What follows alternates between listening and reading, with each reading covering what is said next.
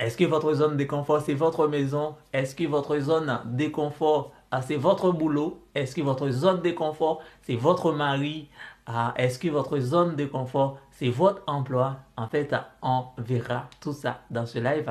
Vous êtes avec Lucien, responsable de My Réussite Coaching. On est là, on va passer au moins une trentaine de minutes ensemble pour pouvoir aborder, pouvoir discuter sur le sujet et zone de confort. Sortir, parce que le plus souvent les gens parlent de sortir de votre zone de confort, sortir de votre zone de confort.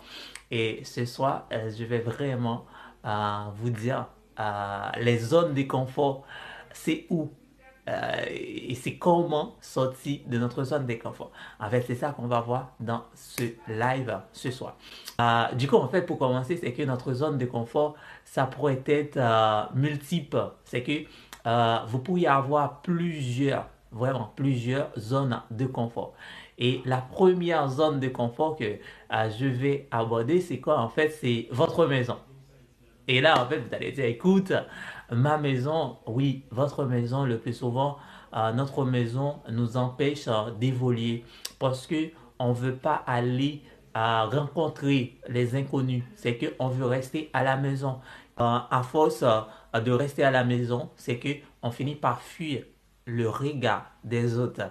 Et lorsque vous vous sentez bien dans un lieu, lorsque vous vous sentez bien dans un endroit, c'est que cet endroit-là automatiquement est considéré comme votre zone de confort. OK? C'est que votre travail pourrait être votre zone de confort. Parce qu'il y a des personnes qui passent 10 ans, 20 ans dans un boulot et on pose la question pourquoi cette personne ne démissionne pas malgré que ce boulot le fatigue. Cette personne est déprimée, mais cette personne reste dans ce boulot. Là, ce boulot en question est considéré comme sa zone de confort. Vous ne voulez pas laisser votre emploi parce qu'en fait, vous dites, écoute, laissez mon emploi, est-ce que je vais retrouver un autre emploi tout de suite?